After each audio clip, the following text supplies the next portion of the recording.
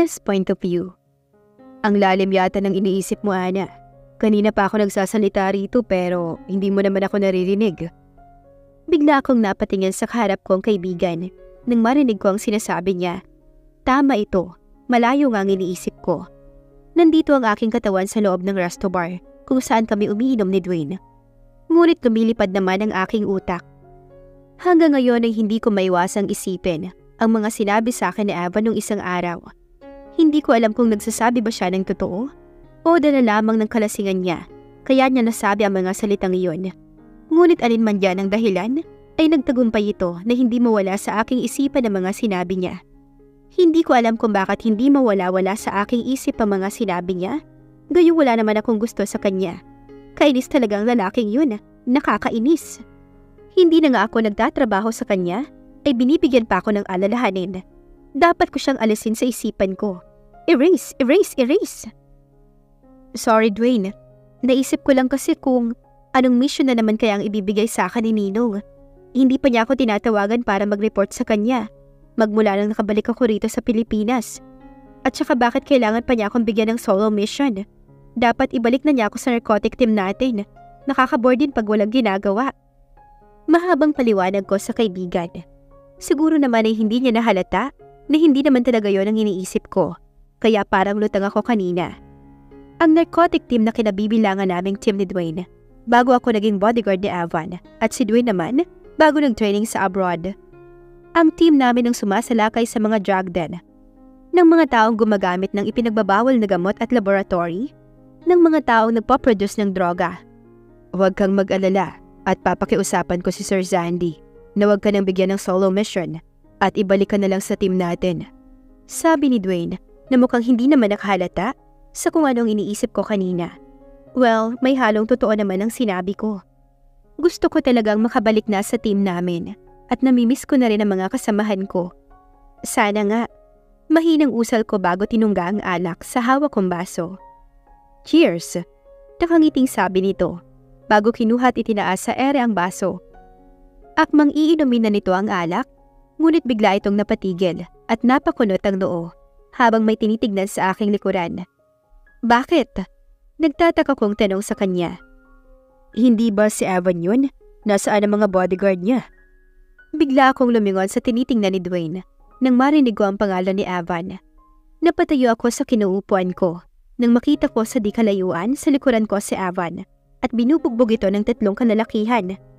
Una ang bodyguards nito, kaya natitiyak ko na tinakasan na naman ito ang mga yon. Mukhang marami nang nainom si Evan, kaya madali itong nabugbog ng mga lalaking yon. Nang makita kong dumampot ng bote ang isa sa 3 lalaki, ay otomatikong dinampot ko rin ang bote ng alak na nasa aming mesa. At mabilis iyong ibinato sa lalaking akmang iyahampas na sa ulo ni Evan ng bote. Tinamaan sa ulo ng boteng ibinato ko ang lalaki. Natumba ito sa sahig at nawala ng malay. Mabilis namang kumilos si Dwayne at nilapitan si Evan para saklolohan. Hinarap ng kaibigan ko ang isang lalaki at yung isa naman ay ako ang nakipagharap. Mga pakialamero! Galit na sigaw ng lalaki bago hinarap ako at akmang bibigyan ako ng suntok. Ngunit nakailag ako at binigyan ko ito ng isang malakas na siko sa kanyang batok. Nang mapaluhod ito ay binigyan ko siya ng malakas na sipa sa kanyang tagiliran. Natumba ito sa sahig, ngunit agad ding nakatayo. Hindi ko na siya binigyan ng pagkakataong makapag-ipon ng lakas at agad ko siyang sinuntok sa sikmura. Pagkatapos ay hinawakan ko ang kanyang kanang kamay at hinila habang nakatalikod dito. Ginamit ko ang lakas ko para magawa ko siyang buhatin at ibaliktad papunta sa sahig. Namilipit ito sa sakit at hindi na nagawang makabangon pa. Mabilis na nilapitan ni Dwayne ang lalaki at nilagyan ng posas ang 2 kamay. Ganoon din ang 2 pa nitong kasamahan. Ako nang bahala sa 3 ito, Ana. Ihatid mo na lang muna si Evan sa bahay nila. Kausap sa akin ni Dwayne. Tumango lamang ako sa kanya at nilapitan si Evan na nakahiga sa sahig at walang malay.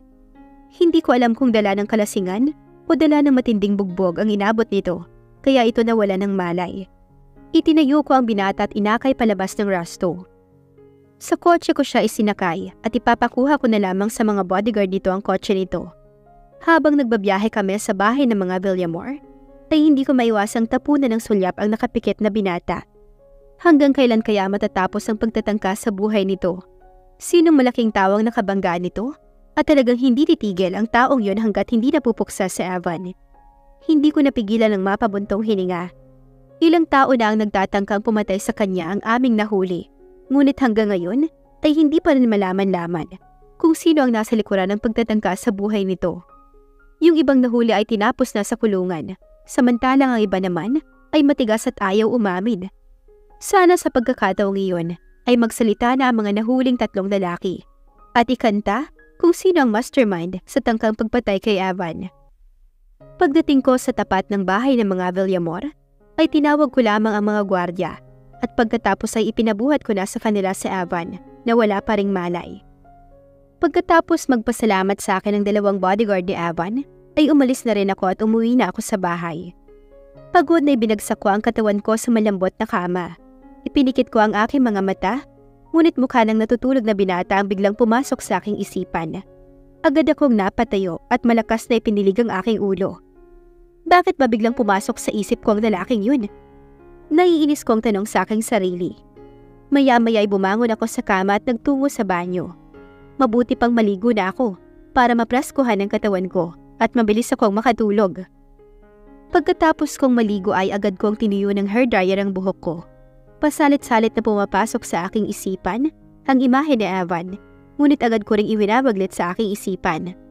Nang matuyo na ang buhok ko ay saka pa lamang ako nakatulog. Napasarap ang tulog ko kaya medyo tinanghali ako ng gising. Nagising na lamang ako dahil sa malakas na tunog ng aking cellphone. Tinatamad na inabot ko ang aking cellphone para sagutin ang tumatawag. Hello Ana, pumunta ka ngayon sa opisina at ibibigay ko sa iyo ang iyong mission. Agad nakausap sa akin ni Ninong na hindi pa man ako nakakapagsalita. Sige po Ninong, maliligo lamang ako saglit. Nang in-off ko na ang cellphone, ay agad akong umalis sa kama at pumasok sa banyo para magsipilyo at maligo. Hindi ko napigilan ang ma-curious sa bagong mission na ibibigay sa akin ni Ninong. Hindi lang ako nagtagal sa paliligo dahil naligo naman ako kagabi. Pagkatapos magbihis ay agad na akong umalis kahit na hindi pa ako nag-aalmusal. Nang mapadaan ako sa isang fast food restaurant, ay mag-drive-thru na lamang ako ng isang chicken sandwich at hot chocolate. Nilantakan ko ang binili kong pagkain habang nagmamaneho ako papunta sa opisina ni Ninong. Eksaktong naubos ko na ang pagkain nang makarating ako sa police headquarters kung nasaan naroon ang opisina ni Ninong. Mabuti naman at nandito ka na Ana. Seryoso ang anyo na sabi ni Ninong pagkapasok ko sa opisina niya. Napakunot ang aking noo at nagtatakang tinapunan ko ng tingin si Mr. Evan Villamor na naroroon sa loob ng opisina ni Ninong. Ano naman kaya ang sadya niya rito? Huwag sabihin na ang bagong misyon na ibibigay sa akin ni Ninong ay, nandito ako para muling kunin ang serbisyo mo, Miss Kagandahan. Humihingi ako ng paumanin sa nangyari dati at sana ay muli mong tanggapin ang trabahong ito. Kausap naman sa akin ni Mr. Villamor. Hindi ako nakapagsalita sa aking narinig. Huwag sabihin na ang bagong misyon na ibibigay sa akin ni Ninong ay muling maging bodyguard ni Evan. Tama ka nang naiisip, Ana. Ang bagong misyon mo ay muling maging bodyguard ni Evan Villamor. Ana's POV. Wala akong nagawa kundi ang tanggapin ang trabahong muling maging bodyguard ni Evan. Kahit ano kasing gawin kong dahilan ay hindi tinatanggap ni Ninong.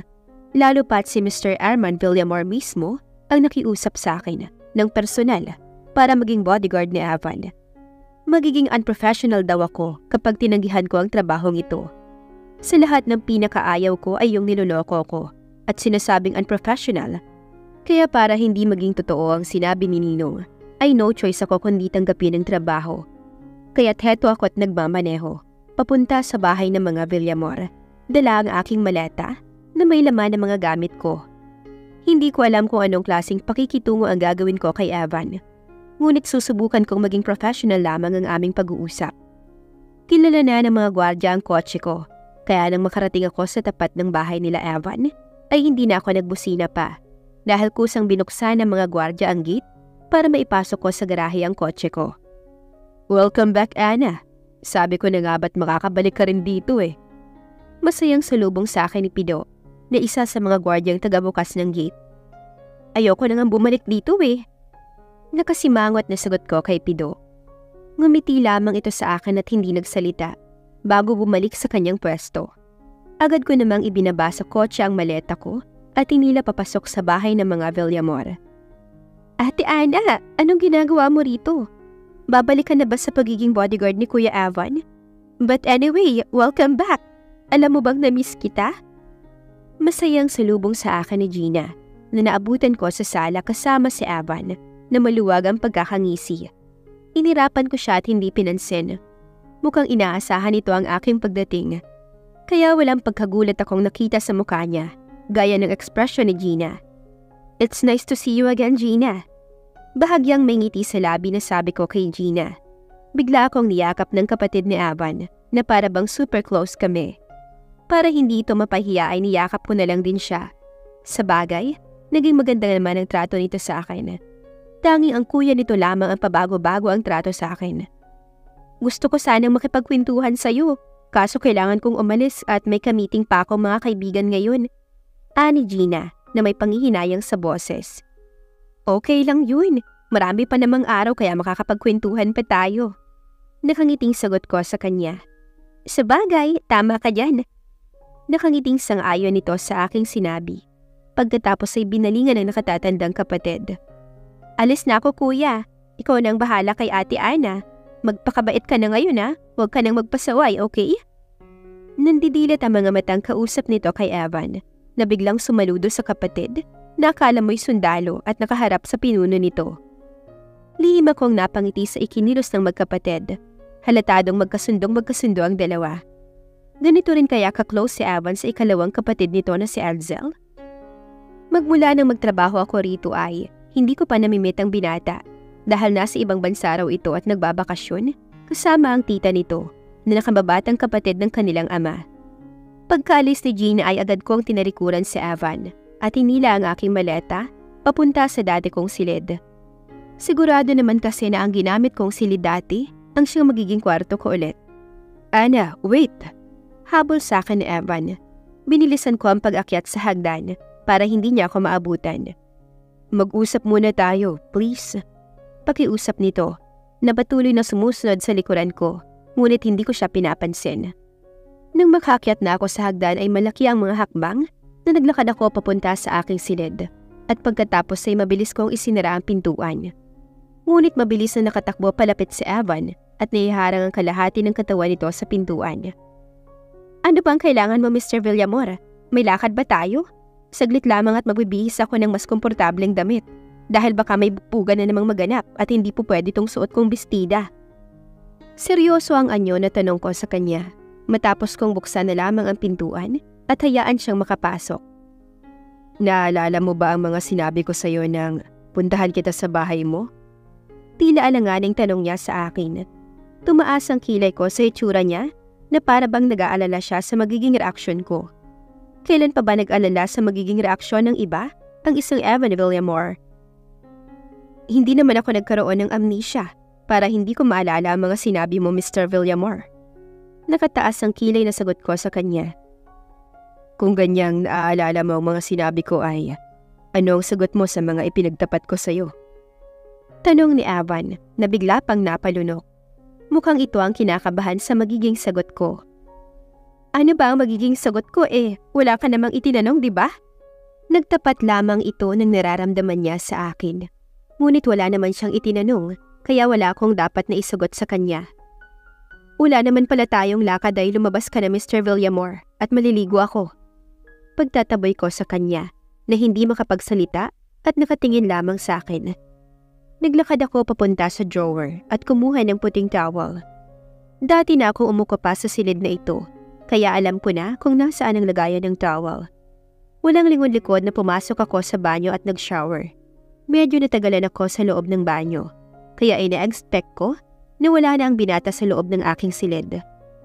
Lumabas ako sa banyo na tanging tuwalya na umabot lamang sa kalahati ng aking hitang haba ang nakatakip sa aking katawan. At ganoon na lamang ang pagkagulat ko nang makita kong prenteng nakaupo si Evan sa gilid ng kama habang nakatingin sa akin. Nagulat ka dahil nandito pa ako sa loob ng silid mo? Seryoso ang tanong ni Evan. Tumayo ito at naglakad palapit sa akin. Pwede bang lumabas ka na? Magbibihis ako. Matigas ang boses na sabi ko sa kanya, habang nakahawak ng mahigpit ang aking kaliwang kamay sa hughugan ng tuwalya. Sa takot na baga bigla itong kumalas at mahulog. Sa halip na sundin ang sinabi ko, ay ipanagpatuloy lamang nito ang paglapit sa akin. Kaya wala akong choice kundi ang mapaatras. Alam mo ba ang dinanas ko habang wala ka, Ana? Wala akong pakialam sa dinanas mo, Evan. Sa kakasalanan mo naman kung bakit ako tinanggal sa trabaho ng daddy mo. At hindi ba yun din naman ang kagustuhan mo? Kausap ko sa kanya habang patuloy akong umaatras ng mabagal. Tinitigan niya ako ng mariin habang namamasyal niya mga mata sa aking katawan. Nakakarampot na tela lamang ang nakabalot. Pagkatapos ay muling tumitig sa aking mga mata. Yung klase ng titig na tila ba parang nakakapaso kahit na wala namang apoy na lumalabas sa mga mata niya. Nakakakaba. Sa tanang buhay ko ay ngayon lamang ako kinabahan ng ganito. Kaba na hindi masama, ngunit kabang hindi maipaliwanag kung tungkol saan. Aaminin kong yun ang nais ko sa umpisa, ngunit nang tumagal ay nagdadalawang isip na akong paalisin ka. At nang araw na malaman kong inalis ka ni daddy sa pagiging bodyguard ko ay nagpanik ako. Natakot na baka hindi mo na ako kausapin. Ngunit hindi naman kita makausap dahil nasa ospital pa ako at nagpapagaling. Pagkalabas ko naman ng ospital ay agad kitang pinuntahan sa bahay mo, ngunit walang tao. Ilang beses akong nagpabalik-balik ngunit wala pa ring tao. Naisip ko na pinagtataguan mo ko dahil galit ka sa akin. Kaya nang matsambahan kita sa labas ng gate ng bahay mo ay sobrang tuwa ko. Ngunit ipinagtabuyan mo ko at ayaw mong dinggin ang mga paliwanag ko. Kaya labis akong nasaktan. Mahabang paliwanag ni Evan na para bang nilulubos-lubos na nito ang pagpapaliwanag at baka mawala na naman ito ng pagkakataon. Tapos na yun, Evan. Kalimutan na natin ang mga nangyari. Sagot ko na pilit pinapatatag ang aking loob. Jam, bakit ba ako tila natataranta sa kanyang mga titig? Bahagyang natawa ng mahina ang binata at napailing. Pagkatapos ay biglang bumilis ang paglapit nito sa akin. Tatakbo na sana ako pabalik sa banyo. Ngunit mabilis niya akong nahawakan sa braso at isinandig sa hamba ng pintuan sa banyo. Saan ka pupunta, Ana? Magtatago ka sa loob ng banyo? Bakit? Nasaan ang kilala kong Ana na walang kinatatakutan? Nanunukso ang boses na tanong ni Evan sa gilid ng aking tenga, habang hawak sa itaas ng aking ulo ang dalawa kong kamay. Pakiramdam ko ay biglang nanayo ang mga balahibo ko sa batok nang tumama ang mainit niyang hininga sa aking balat. Hindi ko maintindihan, ngunit parang biglang uminit ang pakiramdam ko, gayong kakatapos ko pa lamang maligo. Bitiwan mo ako, Evan. Gusto mo ba talagang masaktan? Banta ko sa kanya. Hindi ko gusto ang nararamdamang kakaiba ng aking katawan dahil sa pagkakalapit ng aming mga katawan. Gusto ko siyang sipain, ngunit hindi ko magawa dahil nag-aalala ko na baka kapag gumalaw ako ay baka malaglag sa ibaba ang aking towel. Lalo pat naramdaman ko ang bahagyang pagluwag ng hugpungan ng tuwalya. Ayaw mo ba sa ayos nating to? Naiilang ka ba? Ako naman, gustong-gusto ko ang ayos natin, Ana. Nang hinibo ang boses na muli niyang bulong sa akin.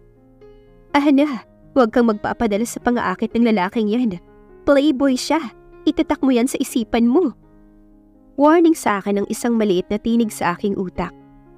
Hindi ako naiilang dahil wala naman akong gusto sa'yo. Matatag ang boses na sagot ko sa kanya. Pasalamat ako sa aking pagiging pulis dahil nagawa kong maitago sa aking boses ang anyo at tunay kong nararamdaman. Isa sa mga natutuhan ko bilang pulis ay ang magtago ng totoong nararamdaman. Hindi namin pwedeng ipakita sa mga kalaban namin ng takot o pag-aalinlangan sa aming mga mukha dahil magiging dahilan iyon para magkaroon ng pagkakataon ng kalaban na makitaan kami ng kahinaan. Talaga? Nakataas ang kilay na sagot ni Evan na halatadong hindi naniniwala sa aking sinabi. Gusto ko nang mapamura nang unti-unti niyang inilalapit ang mukha niya sa aking mukha. Bakit ba tila may mga dagang naguunahan sa loob ng aking dibdib? Huwag sabihin na may gusto ako sa lalaking to. No, hindi pwedeng magkagusto ako sa playboy na to. Kapag itinuloy mo ang binabalak mo, lalabas kang bali ang buto. Mahina ang boses na banta ko sa kanya. Laking pasasalamat ko nang huminto ang mukha nito sa paglapit, nang halos 2 inches na lamang ang pagitan ng aming mga mukha, at pagkatapos ay pinakawalan na niya ako matapos magbuga ng marahas na hininga. Tingnan natin kung hanggang kailan mo may tatago ang nararamdaman mo, Ana. At kung totoong wala kang gusto sa akin ay, gagawin ko ang lahat para magkagusto ka sa akin. Seryoso ang anyo na sabi niya, bago walang paalam na lumabas ng aking silid. Tila naman ang lalambot ang aking mga tuhod, na napasandig akong muli sa hamba ng pintuan. That's it, Ana. Muntik ka na dun, ha? Hindi ko alam kung ano ang sadya sa akin ng ama ni Evan. Ngunit ipinatawag ako nito at pinapapunta sa library. Magmula nang magkausap kami sa loob ng opisina ni Ninong, ay ngayon lang ulit kami nakapag-usap. Madalas kasi ay isa-isa pa nilang bahay ito naglalagi, kasama ang asawa nito at ang ikalawang anak na lalaki. Sa bahay na ito ang madalas na nandito naman ay si Evan, si Gina at ang tita nito na kasalukuyang nasa ibang bansa pa at nagbabakasyon. Nang makarating ako sa tapat ng pintuan ng library, ay huminga ako ng malalim bago kumatok ng 3 beses. Come in. Narinig ko ang sagot ni Mr. Villamor mula sa loob ng silid. Pagkapasok ko sa loob, ay nakita ko siyang nakaupo sa mahabang sofa at may hawak na basong may laman na kaunting alak. Ngunit pa konti-konti lamang ang pagsimsim nito at mukhang nagpapainit lamang ng katawan dahil malamig ang panahon kahit na magtatanghali pa lamang. Bare months na kasi ngayon kaya medyo maulan na. May sadya kayo, Mr. Villamor? Agad kong tanong sa kanya nang makalapit na ako. Maupo ka, Ana. Utos nito at tinapik-tapik ang sofa na ibig sabihin ay doon ako maupo. Sinunod ko ang sinabi niya na naupo ako malapit sa tabi niya. Ano po ang pag-uusapan natin, Mr. Villamor? May kinalaman ba ito sa pagiging bodyguard ko sa anak mo? Prangkang tanong ko sa kanya. Bahagyang ngumiti siya sa akin at tumango-tango bago muling nagsalita. Gusto ko ulit humingi ng dispensa tungkol sa mga sinabi kong masasakit na salita sa iyo. Alam kong masyadong pasaway ang anak ko at may kasalanan din siya sa nangyari. Ngunit naunahan ako ng galit at pag-aalala sa kanya. Idagdag pa mga sinabi ng babaeng yun tungkol sa iyo. Kaya nawalan ako ng kontrol sa aking sarili. I promise na hindi na mauulit ang tagpong iyon. Apologetic ang anyo at boses na sabi sa akin ng senador. Tapos na po yun, Mr. Villamor. Hindi naman po ako nagtatanim ng sama ng loob. Aaminin ko po na nasaktan ako sa mga sinabi mo. At isa yun sa dahilan kung bakit ayokong bumalik bilang bodyguard ng anak mo. Ngunit hindi naman ako nagtatanim ng galit. Ayoko lang na mangyari pa sa akin ang nangyaring yun. Matapat na sagot ko sa kanya. Walang dahilan para maglihim pa ako sa kanya. Mas mabuti nga ang ganito para alam niya kung anong nararamdaman ko. Para hindi na maulit pa na pagsalitaan niya ako ng ganoon. Huminga ng malalim si Mr. Villamor at muling sumimsim ng alak. Pagkatapos ay may lungkot sa mga mata na tinitigan ako. Alam mo, Ana, hindi naman talaga playboy ang anak ko. Ano ang ibig mong sabihin, Mr. Villamor? Nagtatakang tanong ko sa kanya. Paano namang hindi naging playboy ang anak niya? Gayong halos kada linggo ay nagpapalit ito ng girlfriend. Mukhang wala na rin ang girlfriend nito na naging dahilan ng pagkakatanggal ko sa trabaho at pagkalagay sa panganib ng buhay namin ni Evan. Muling humugot ng malalim na buntong hininga ang senador bago nag-umpisang ipaliwanag sa akin ang tungkol sa sinabi nito. 5 years ago, may kasintahan si Evan na Cassandra ang pangalan. Si Cassandra ay inaanak ko at kababata ni Evan. Magkasabay silang lumaki, kaya naman hindi nakapagtataka na mahulog ang loob nila sa isa't isa. Mahal na mahal ng anak ko si Cassandra at halos sa kanya na lamang umikot ang mundo ng anak ko. Ang buong akala namin ay mahal na mahal din ni Cassandra si Evan, ngunit nagkamali kami. Dahil noong malapit na ang kanilang kasal, ay bigla na lamang nakipaghiwalay si Cassandra sa anak ko at sumama sa isang lalaking playboy. Sobrang nasaktan ng aking anak sa ginawa ng kasintahan niya. Hindi nito matanggap na ipinagpalit ang matinong lalaki sa isang playboy. Saglit na huminto sa pagsasalita si Mr. Villamor para huminga ng malalim. Pagkatapos ay muling ipinagpatuloy ang pagkukwento. Sa pilitang kinuha ni Evan si Cassandra mula sa bahay ng lalaki. Ngunit habang sakay sila ng kotse ng anak ko, ay bigla na lamang silang binangga ng isang malaking truck. Sa kasamaang palad ay namatay si Cassandra at ang tanging anak ko lamang ang nakaligtas. Nang magising si Evan at nalamang patay na si Cassandra, ay sinisi niya ang kanyang sarili sa nangyari. Ngunit hindi na nawala sa kanyang isipan na ipinagpalit siya nito sa isang playboy. Doon na nagumpisang magbilang ng babae ang anak ko. Ang sabi niya mas maganda maging playboy dahil hindi sila ang masasaktan sakaling iwan sila ng babae dahil sila ang mangiiwan sa babae. Pagtatapos ni Mr. Villamor sa kwento nito, hindi ko alam kung bakit ikinuwento ni Mr. Villamor ang nakaraan ni Evan dahil wala naman akong pakialam sa relasyon ng anak niya sa kahit na sinong babae. Ngunit aaminin ko sa aking sarili na nakadama ko ng munting kirot sa aking puso dahil tila nararamdaman ko ang lungkot na naranasan ni Evan. Talagang masakit kapag ipinagpalit ka ng taong mahal mo, ngunit hindi iyon sapat para gayahin mo ang taong naging dahilan ng iyong kabiguan. Dapat ipinakita nito sa dating nobya na kaya nitong mabuhay nang wala ito katulad ng ginawa ko. Wala naman po sa akin kung marami siyang nobya, basta hindi po makakasagabal sa aking trabaho ang nobya niya, katulad ng nangyari last time. Sabi ko kay Mr. Villamor pagkatapos niyang magkwento. Hindi ako nagbigay ng komento tungkol sa sinapit ng anak nito. Dahil desisyon ni Evan ang maging ganoon siya para makamove on. Katulad kung paano ako nakapag-move on kay Castro. Kung wala na po kayong sasabihin ay lalabas na po ako. Magalang kong paalam sa kanya.